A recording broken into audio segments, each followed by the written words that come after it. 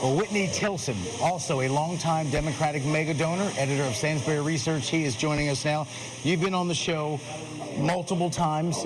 You've been very clear on two things. One, you totally believe that President Biden should bow out. And two, you have predicted he will indeed do it. Hasn't happened just yet. And we've been having this conversation for about maybe 2 weeks or so. Is this morning any different? Where are we? Yes, I actually have heard now from multiple sources. I would just characterize it as rumors at this point, but multiple people I trust who said that he is 90% likely to drop out, perhaps as soon as this weekend. And the timing here couldn't be more perfect for Democrats. I said a week ago, the ultimate gangster move would be to let the Republicans have their convention, blast Biden throughout the whole convention, and then right at the end, float rumors that Biden's going to be stepping aside. I mean, what is Trump going to say in his speech tonight? He's going to, because he now knows that Biden might not even be the guy. So who's he going to attack? So the timing here is perfect. And then right at the end of the convention, when the Republicans would be expecting a big surge of interest and so forth, Biden then sucks all the air out of the room, and everybody then starts to focus on, okay, Biden's stepping aside. Who do we get to replace him? So it's this could end up being the ultimate gangster political move of all time. And let me just clarify real quick. When you say about that 90%, is that folks who are speaking to the president, they know something, or they're speculating, or that's wishful thinking? How are they, the people you're talking to, in a position to know, for you to say that with confidence? Because there's a lot of speculation and, again, wishful thinking going on here by some. Yes, and I thought he would have seen the writing on the wall, at least a week ago. I thought it would have happened sooner, but it's taken a while for the polls to come in and just show, quote, inside the Democratic Party polls, I've been told from House members, are, quote, catastrophic. That has helped tipping it. Having Pelosi and Schumer and Jeffries and all the mega donors get on the same page. It's taken some time. I think it's now clear to Biden. And I thought it was interesting. Now you've got the thing where yesterday morning, he said, well, another factor that might cause me to step aside is a health issue. And then a few hours later, he says, I have COVID, right? Like, it's just setting it up for him to step aside. And finally, if you look at the betting sites right now, that yesterday had Biden 70% likely to be the nominee, they're down to 33% this morning. So the consensus view is now pretty closely approaching my view. Are you in contact with a lot of Democrats on Capitol Hill? And what are those conversations like at the moment? Yeah, I had dinner last night in Seattle before taking the red eye back home here to New York with Representative Adam Smith, the ranking member of the House Armed Services Committee, who represents Seattle. On July 8th, he was one of the first Democrats in the House to call for Biden to step aside. And he does not have any particular view or insight on, is Biden going to step aside or whatever. This weekend, as I've been hearing from others, but he is very clearly supportive of my point of view as well. We are in total agreement that for the good of the party, the good of the country, to not only have a good chance of defeating Trump, but if Biden remains the nominee, there's a very good chance, as Representative Adam Schiff just said, that he takes down the whole party, all the down ballot Democrats, and we lose the House and the Senate. So there's just extreme urgency here, and Biden basically has no support left anywhere, almost anywhere in the Democratic Party right now.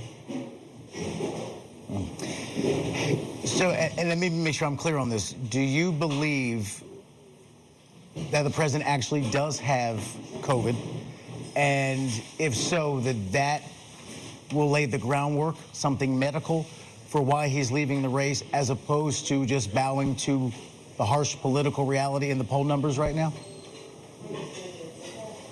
I think it would be a very clever way to exit without it looking like he was sort of forced out, and he's got an ego and nobody likes to be bullied, right? So this would be a very nice excuse for him to do what I think he now realizes he must do.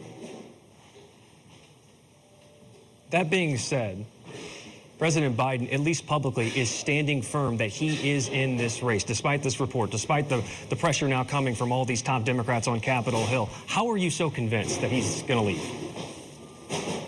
Yeah, well, in the investment business, there's a saying, he lies like a central banker on the eve of a devaluation. In other words, he's of course saying, he will of course saying until literally 5 seconds before he goes in front of the camera and announces that he's stepping aside, he will insist to the end that he is not going to step aside. He has to say that. But then you read in today's newspaper by multiple major papers that he is, quote, open to the idea, et cetera, et cetera. Like, those stories didn't come out of thin air. Those are, this is what you would sort of expect, where they're sort of leaking what's going to happen while Biden sort of says what he has to say. And I think it's actually very clever, because it must be throwing the last day of the Republican convention here into absolute turmoil, because they now don't know who their opponent is on the last day of their convention. And there has been reporting to suggest that there is some of that panic in the GOP, because they feel they can so easily beat Biden, and anyone else, they lose some of that certainty and some of the confidence that clearly has been on display here in Milwaukee. Before we let you go, let me read you this reporting from the New York Times just a few days ago that to me was another brick being laid in this story. It read, quote, some major Democratic donors have told the largest pro-Biden super PAC, Future Forward, that pledges worth roughly $90 million are now on hold if President Biden remains atop the ticket, according to two people who have been briefed on the conversations. The frozen contributions include multiple 8-figure commitments. If he ultimately does bow out, is it because of the polls or because of the money? Because no party in this country, no politician likes when the financial well begins to run dry. Yeah, there's no question that donors are holding on to their checkbooks right now. On the other hand, I would not list that as a top 3 reason. Both candidates are going to raise and spend $1 billion at the end of the day. And so I think the primary reason is that the Democratic Party is finally listening to the American people, who a year ago said, we think Biden's too old, we would like you to give us another candidate. And they said that to both parties. Yet both parties nominated the unpopular old guys. And now the Democrats are paying the price for that. But they have the chance now to flip the script, to hit the reset button and have an incredibly exciting, open, 5-week sprint into the convention where I hope at least a half dozen fabulous people from Democrats' deep bench all over the country that will draw all the attention onto what would be the, most exciting political event of the century. And the difference probably being that President Biden, while of course he won, never had the same loyalty or enthusiasm amongst Democrats that Donald Trump has had with Republicans. Last thing before I let you go, I swear, if not Biden, then who? Should we not automatically assume it's VP Harris? Well, certainly the consensus view is that it's her, and I'm actually hearing Harris with former North Carolina Governor Roy Cooper, who I've heard great things about, would be her VP. And they would, if Biden steps aside, they would try and, put that as the ticket. I am strongly opposed to that, not because I have any negative view toward Vice President Harris, but because I think whoever the nominee is needs to have 2 characteristics. Number one, the best shot at beating Trump, not just by a little, but hopefully by a lot, carrying the House and Senate on his or her coattails. And then number 2, being a great president. Kamala Harris may well be that person, but she needs to go out and prove it and earn it and demonstrate that to the American people. And the only way to do that is for there to be a fair, open, and competitive process with a half dozen other people out there making the case that they are that person. Whoever then emerges from that process comes in, maybe there are 2 finalists that come into the convention, and we sort it out, and one of them becomes the nominee, one of them becomes the vice president. And I think that would just be incredibly energizing and unifying, and would draw attention of all of the American people. It's not just about Democrats here, because we want to win the general. So I really hope that's the process that takes place. I think trying to just sort of anoint Kamala Harris would be boring. Nobody would pay any attention to it. And we don't know if she is the best nominee until she actually goes out and earns it.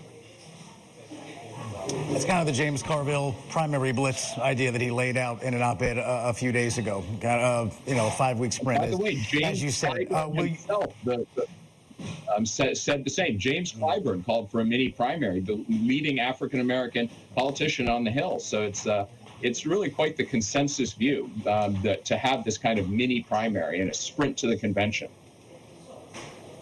Whitney Tilson, thank you so much for your time, sir. Appreciate you coming on the show. Please come back. Yes, and we'll be in Chicago. If you are there too, please, we invite you there too.